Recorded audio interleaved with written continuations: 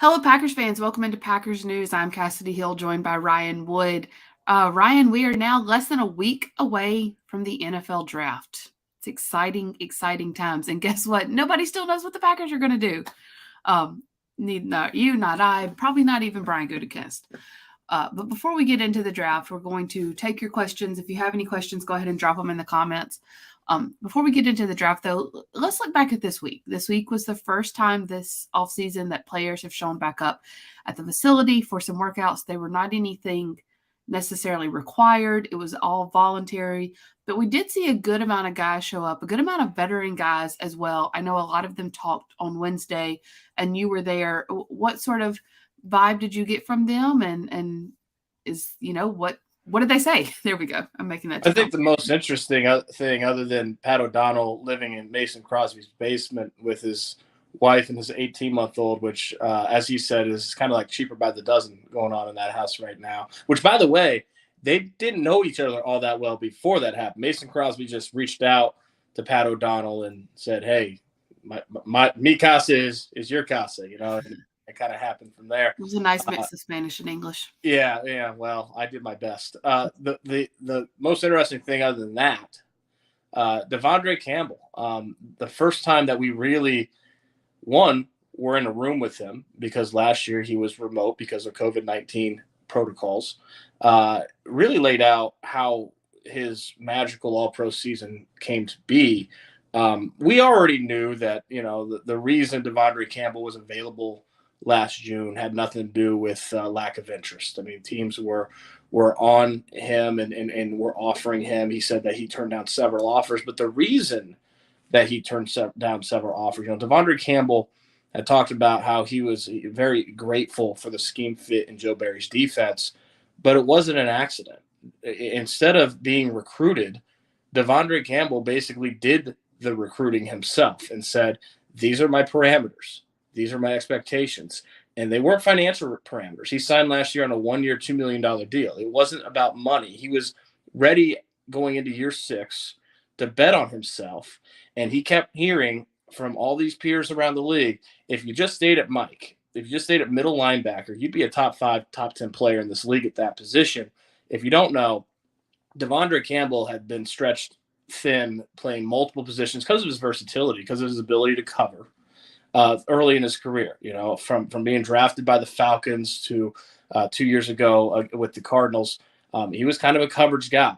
He's 6'3", 232, kind of long and lean.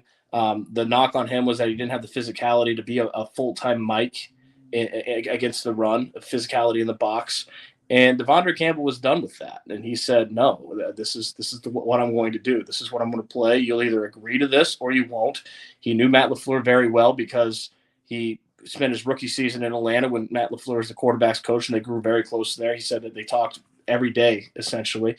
He knew Joe Barry through Brandon Staley, who was the defensive coordinator with the Rams when Joe Barry was the linebackers coach, now the Chargers head coach, and recruited Devondre Campbell out of high school. So there was some familiarity there to foster trust, which is what he needed, because he was tired of empty promises of coaches and teams saying, "Yeah, you can do just this," and then changing the plan on him. He told the Packers, "I'll come only if, not the money, only if you just let me be Mike and just let me play there and don't stop spreading me all over the field." They did that. And Devondre Campbell became an All-Pro. I thought that was pretty fascinating, the whole origin story of that All-Pro season. And Ryan actually has a piece on that fleshes it out a little bit more, too, on Packers News. If you haven't read it yet, go ahead and read that this week. Very well done. We also spoke to Randall Cobb. He came in and talked. There's been a lot Snapchat. There's been a lot of talk this offseason about what will the practices look like with Aaron Rodgers not there, specifically with the younger wide receivers that will inevitably show up after the draft and maybe some more free agency moves. Did Randall Cobb talk about that at all, and is about any sort of responsibility he feels he has as now the old head in that room? Yeah, he's the old guy in the room now. So, he said, first and foremost, the pay cut, he was tired of moving. He's got kids. He wanted to come back to Green Bay. Aaron Rodgers wanted to come back to Green Bay. And if it required taking a pay cut to stay here in Green Bay, he was willing to do that for the stability for his family and his football career as well. I mean, it helps to be in a place that you're familiar with a Hall of Fame quarterback that loves you, and a guy that you know that you can be in the offense with. So there was business reasons for that as well, but part of that, he sees his role not just with presumably incoming drafted receivers. You would expect the Packers within the next week are going to be drafting at least one, if not multiple receivers, but also Amari Rodgers, who had a disappointing rookie year. A long line at that position of guys who have had disappointing rookie years. It might be the most difficult position to break into the NFL at, just with the learning curve, the playbook, the just how complicated the position is to play at the pro level. Randall Cobb he got over those hurdles. He built a career for himself in this league that's now gone on for longer than a decade, and he sees himself as kind of that old wise wizard in the room that kind of share the wealth of knowledge that he's obtained with guys that are going to be early in their career making that same progression. That's what we're going to start calling him, Randall the Wizard. You're a wizard. Gandalf. Yeah. Randall Cobb is now Gandalf. Gandalf. Oh, see, I went Harry Potter. You went Lord of the Rings. I like it. We covered them all. You mentioned possibly new wide receivers showing up, but before we get to that, let's jump back a little. You also talked about Randall Cobb and Aaron Rodgers' relationship. They were together at the Bucs game on Wednesday night. A lot of people saw them sitting there beside the bench. It's important to point out Aaron Rodgers was not here for Packers workouts and just flitted down to Milwaukee. He came specifically for the Bucs game, if we're to understand correctly. And he's a minority owner, right? That's right. Yeah. So it's the good seats. He does get the good seats there with the other owners as well. And brought his old buddy Randall along. But yeah, he was in town just for the Bucs game. He may have come to Green Bay. We don't know, but he was not here for Packers off-season workouts, at least not yet. Okay, let's jump ahead to the draft. You mentioned possibly new wide receivers showing up. And we do have some questions coming in. We're going to get to them here. If you have any more questions, go ahead and put them in the comments. Do you believe it'll be a wide receiver in the first round right now, if you had to say yes or no? One of those two picks, if I had to guess, it would be yes. It hasn't happened in 20 years. The last receiver the Packers drafted in the first round, Javon Walker, drafted 20th overall in 2002. It's been a very long time. It's been absurdly long, and especially when you consider how much talent they've had at that position come in over the last 2 decades. None of those guys, Devontae Adams, Greg Jennings, Jordy Nelson, James Jones, none of those guys, Randall Cobb, none of those guys in the first round, all second, third round picks. I tend to think that this is the year that, having 2 first-round picks, I think it'll happen. I can see a scenario, too, though, Kassidy, where they go right tackle and edge rush in the first 2 rounds and wait till the second round. And I don't think that'd be the worst thing in the world. Historically, the Packers have had a lot of success from Ted Thompson and Brian Gutekunst prioritizing big bodies. Ted Thompson's famous thing that he always said, you can't coach big. Big is one of those traits that you're just born with, and they put a lot of emphasis on big bodies at premium positions like that, and they've got needs at right tackle. They've got needs at edge rush in terms of depth and fostering competition there. So I could see a scenario where they don't go receiver in the first round and they're just okay. And Cassie, you and I both know that the mass panic among Packers fans if they don't draft a receiver next Thursday night is going to be massive. It's going to be hysteria. I would caution you to get through Friday. They've got 5 picks in the first 2 days. They're going to have to go receiver sooner than later. If they don't have a receiver by the end of Friday, I give you full permission to press the panic button. But not Thursday, because there's a lot of talent. This is a deep receiver class, and historically they've had a lot of success day 2, second and third round at that position. I've seen mock drafts with George Pickens taken in the second round. And if this is a draft with George Pickens going in the second round, it's a deep wide receiver draft. Exactly. Let's get to some questions real quick here. Lindell asked a good question. Essentially, do you believe the Packers will trade pick 28 in the first round for extra day 2 picks? Could happen. What do we know about Brian Gutekunst on draft day? He's a wheeler dealer. He loves trading draft picks. He's done it frequently early in his tenure here. Wouldn't surprise me at all if you saw a lot of maneuverability, and that's how they got Jair Alexander They traded in that 2018 draft. They traded back to the end of the first round. They had pick 11, 12, and then they traded back up to get him at pick 18. So Brian Gutekunst is very, very, very comfortable in that zone of trading and moving up and down the board. Wouldn't surprise me if you saw it again. Okay, well, I'm glad you said that. And this is the opposite kind of from Lindell's questions. Rick asked, do you expect him to be extra aggressive and trade up for a wideout? I don't know if I would expect that, but it wouldn't surprise me. Again, we know that Brian Gutekunst is very comfortable moving up and down the board. If there's a guy that he loves, like he loved Jair Alexander. I mean, when he traded back in 2018 to the end of the first round, I don't know that we were all expecting another trade for him to trade forward, but he did because he loved Jair Alexander and had to have him, and he went and got him.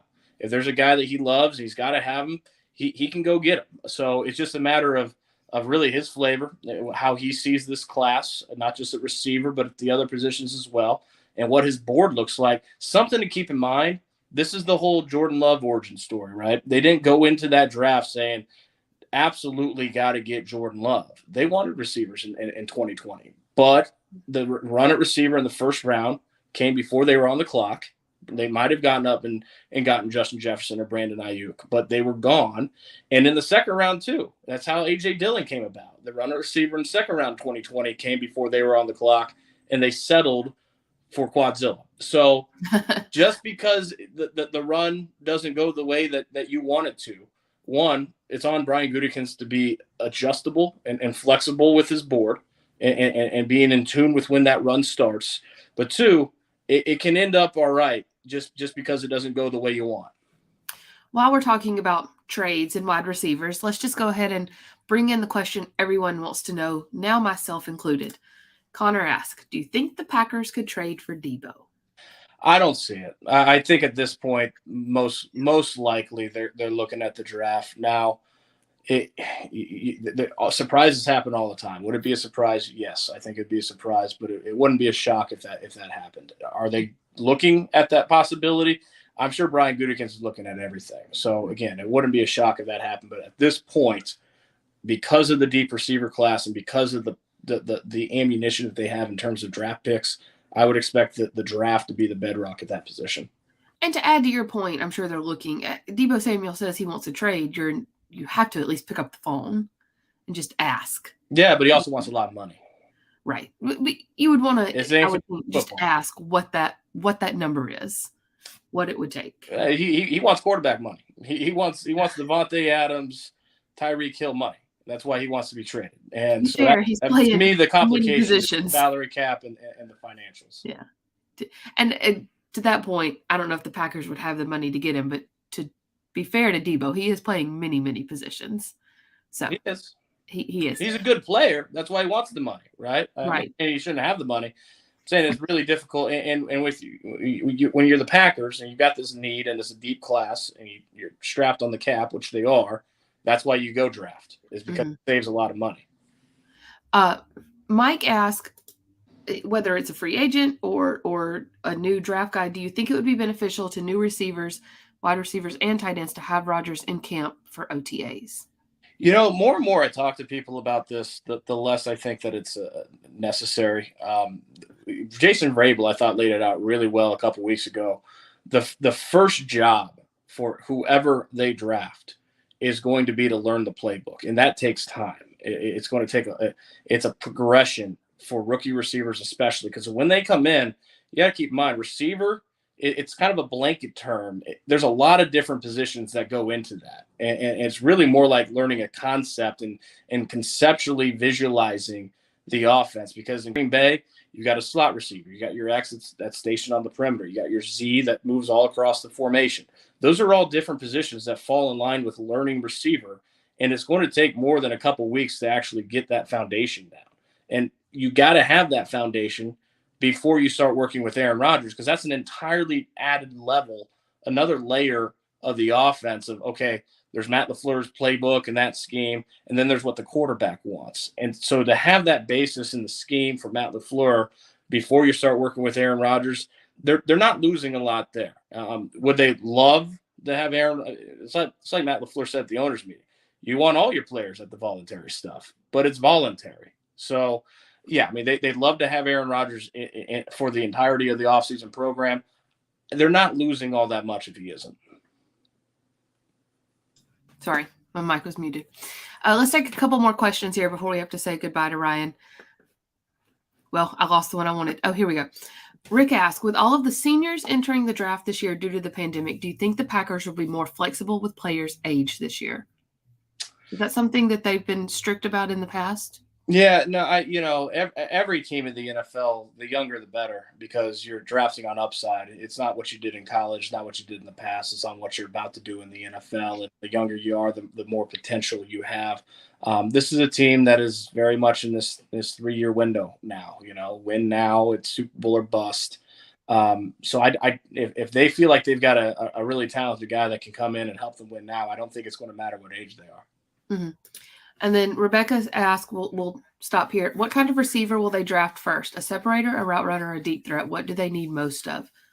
All the above. Replacing not only Devontae Adams, but Marquise Valdez-Scantling as well. Yeah, I mean, they need both. But if you can get a guy that can do both, a guy that's a burner and also can get off the line of scrimmage, that's it's not so much how you run in a straight line, your 40 time. It's how you run routes. It's how crisp you are. It's how much feel you have for the game when it comes to the timing of your routes, whether it's zone, getting off press man coverage, especially on third down.